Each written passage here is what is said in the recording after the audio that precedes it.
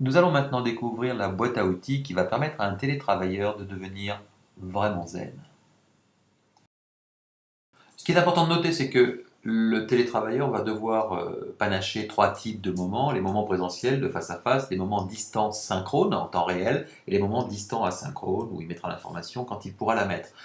Il maîtrisera également trois types d'outils, l'ordinateur traditionnel, le téléphone et la tablette. Trois outils qui vont pouvoir jongler avec les mêmes applications et permettre de commencer le travail sur l'un et de le terminer sur l'autre. Première tâche importante pour un télétravailleur, c'est bien entendu de gérer l'information. Tout ceci, bien sûr, pour ne pas manquer une information et surtout pour ne pas perdre d'informations. Afin de ne rien manquer, il va pouvoir organiser une veille centralisée en assemblant en un seul lieu dans son Google Reader et ses alertes et ses flux RSS de différents blogs ou de différents sites, ses différents journaux. Ainsi, tous les signaux, même les plus faibles, pourront être captés à temps et il pourra le faire de son ordinateur ou de ses outils nomades. Quand l'information va être vue et identifiée dans Google Reader, il y aura certaines fois la nécessité de la capitaliser, de la mémoriser. Et là, à ce moment-là, Evernote va arriver pour pouvoir stocker au fur et à mesure les informations en provenance du navigateur quand on est sur son ordinateur, ou de l'appareil photo de son téléphone, ou de la prise de son de son téléphone. Evernote va stocker toutes les informations que l'on va juger utiles au fil de l'eau, de façon à ne plus rien perdre.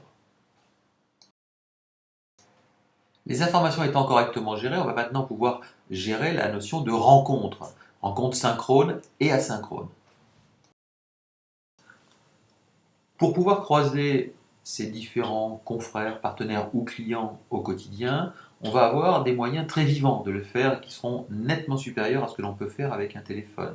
On va avoir des outils comme Talkbox et comme Skype qui vont nous permettre de faire de la rencontre de face à face en visio comme Skype, de la réunion visio à 5, 10, 15 ou 20 comme Talkbox, de l'audio réunion comme Skype, qui vont permettre éventuellement de partager son écran dans Skype ou de partager une présentation ou une vidéo dans Talkbox. Donc en fonction du type de fonctionnalité que l'on veut avoir, de la régularité des échanges que l'on aura avec les personnes, on choisira tel ou tel outil en fonction des différentes contraintes d'utilisation.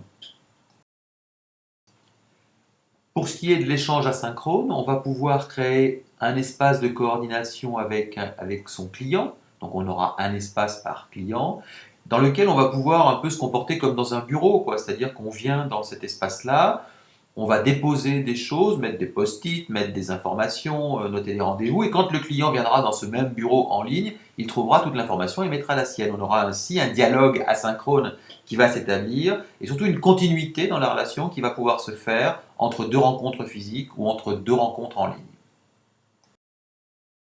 Troisième et dernière facette de cette boîte à outils, les outils qui vont permettre d'organiser le travail au quotidien et notamment de faciliter tout ce qui est coproduction et partage documentaire. Alors, pour tout ce qui est coproduction de documents, que ce soit des documents de type texte, de type tableur, de type présentation, il est évident qu'il faut sortir de l'archaïsme des fichiers que l'on met dans un mail et que l'on demande à l'autre de modifier pour passer à la bureautique en ligne type Google Docs qui va permettre de créer un document en ligne, d'inviter les différents co-rédacteurs et de pouvoir modifier le document, d'en avoir une trace aussi de toute la traçabilité des différentes modifications. Donc une solution beaucoup plus zen, beaucoup moins génératrice de bazar dans les mails et donc beaucoup plus intéressante sur la qualité de l'échange.